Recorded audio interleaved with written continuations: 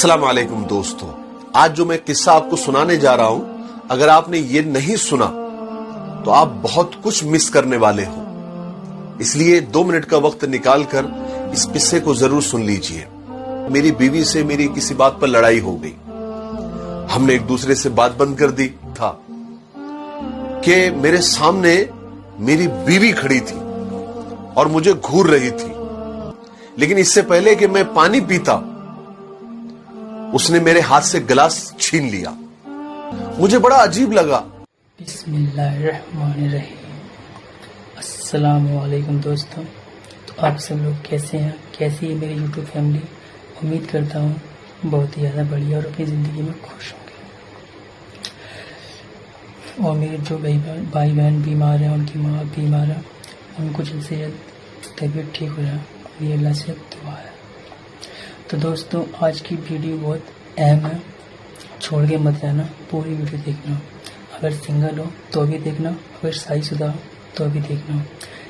ये मियाँ बीवी की वीडियो है, बहुत ही प्यारी वीडियो, सिलाई वीडियो। आप पूरी वीडियो देख के जाना। बिना टाइम खराब करते हुए वीडियो करते हैं स्टार्ट। और वीडियो है अब्दुल रशीद साहब की। आइए फिर वीडियो देखते हैं। अस्सलाम वालेकुम दोस्तों, आज जो मैं किस्सा आपको सुनाने जा रहा हूं, अगर आपने ये नहीं सुना तो आप बहुत कुछ मिस करने वाले हो। इसलिए 2 मिनट का वक्त निकालकर इस किस्से को जरूर सुन लीजिए। एक बार कुछ यूं हुआ कि मेरी बीवी से मेरी किसी बात पर लड़ाई हो गई। हमने एक दूसरे से बात बंद कर दी। दिन भर हमारी बात बंद रही। रात का वक्त आया, रात हुई, सोने के लिए हम दोनों कमरे में गए। बेड के एक कोने में वो लेट गई, एक कोने में मैं लेट गया, और हम काफी देर तक करवटें बदलते रहे, क्योंकि नींद उसको भी नहीं आ रही थी और नींद मुझे भी नहीं आ रही थी। लेकिन रात काफी हो चुकी थी, तकरीबन 1 या 2 बज रहे थे। मुझे प्यास लगी तो मैं पानी पीने के लिए कमरे में, दूसरे कमरे में रखे कूलर की तरफ गया और एक गिलास लिया, पानी भरा, और पानी पीने के लिए जैसे ही मैं कुर्सी पर बैठा और पानी पीने ही वाला था कि मेरे सामने मेरी बीवी खड़ी थी और मुझे घूर रही थी। मैं अचानक उसको इस तरह से अपने सामने पाकर परेशान हो गया, लेकिन उससे मैंने घूरने की वजह नहीं पूछी, क्योंकि हमारी बात जो बंद थी। मैंने इग्नोर किया और पानी पीने के लिए गिलास अपने मुंह तक ले आया, लेकिन इससे पहले कि मैं पानी पीता उसने मेरे हाथ से गिलास छीन लिया। मुझे बड़ा अजीब लगा कि भाई, लड़ाई अपनी जगह पर, लेकिन पानी पीने में तो कोई पाबंदी नहीं होनी चाहिए ना। अभी मैं यही सोच रहा था कि क्या चल रहा है। इतने में मेरी बीवी ने मुझसे कहा कि देखिए जी, लड़ाई अपनी जगह, लेकिन आप मुझसे मेरी खुशियां नहीं छीन सकते, मेरा सुकून नहीं छीन सकते।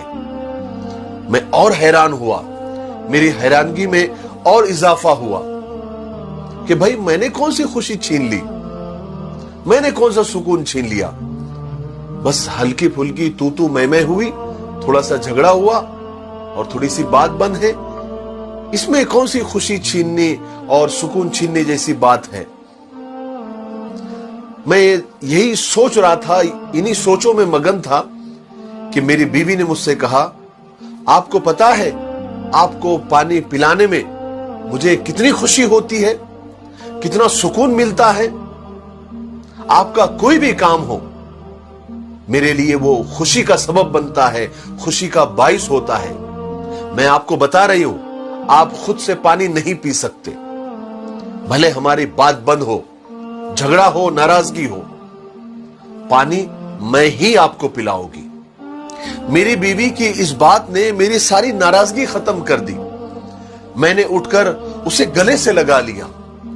उसने भी सारी नाराजगी खत्म करके मुझे अपनी बाहों में भर लिया और गले लगते हुए कहने लगी, आपको पता है मैं आपसे नाराज नहीं हो सकती। मैंने भी उसकी पेशानी चूमते हुए कहा कि मैं भी तुमसे ज्यादा देर तक नाराज नहीं रह सकता। लेकिन आपको पता है, आज इस बात को 5 साल हो गए। 5 साल गुजरने के बाद जब भी मुझे प्यास लगती है ना, मैं खुद ही उठता हूं पानी पीने के लिए। कमरे में जाता हूं, कूलर के पास पानी भरता हूं और कुर्सी पर पानी पीते हुए अपनी बीवी, अपनी मरहूम बीवी की तस्वीर देखकर दहाड़े मार मार के रोता हूं कि वो आज मेरे साथ नहीं है, वो इस दुनिया से चली गई है। जो मेरे खुद से पानी पीने पर नाराज हो जाती थी और कहती थी खबरदार खुद से पानी पिया तो। मेरे भाइयों और बहनों, मियां बीवी का रिश्ता खुदा ने इतना प्यारा बनाया है कि बस उसे समझने की जरूरत है, उसे निभाने की जरूरत है, एक दूसरे के लिए जीने की जरूरत है, एक दूसरे पर मरने की जरूरत है। लेकिन अफसोस अफसोस अफसोस, हमें ये सब बातें तब समझ में आती है जब हम में से कोई किसी वजह से हमसे जुदा हो जाता है। चाहे मौत उसे जुदा कर देती है या फिर कोई और वजह, तब हमें एहसास होता है कि हमें एक दूसरे की कितनी जरूरत है। काश हम एक दूसरे को समझ लेते, काश हम एक दूसरे के लिए अपने हक को माफ कर देते, अपने जज्बात को पीछे रख देते और सामने वाले के जज्बात और उसकी फीलिंग को समझते, तो शायद हमारी जिंदगी खुशियों से भरी होती। मेरी नजर में तो सच्चा इश्क वो है कि जो इत्र, खुशबू, परफ्यूम से शुरू होकर विक्स, बाम, आयोडेक्स और मुंह तक साथ निभाए। क्योंकि इश्क वो नहीं जो कोई कर रहा होता है, इश्क तो वो है जो कोई निभा रहा होता है। मुझे उम्मीद है कि आपको इस छोटे से किस्से से बहुत सारी बात समझ आ गई होगी। मेरे लिए दुआ करते रहे। अस्सलाम वालेकुम। तो दोस्तों, देखा आपने कितनी प्यारी बीवी थी उसकी। ऐसी अल्लाह ताला बीवी सबको दे और नेक ईमान वाले बनो, अल्लाह से डरने वाले बनो। और मियाँ बीवी को लड़ाई जो करवाता है वो बहुत ही बड़ा गुनहगार होता है। दोस्तों, ये बात आपको ही पता होगी, दीनी तालीम आपको पता होगी।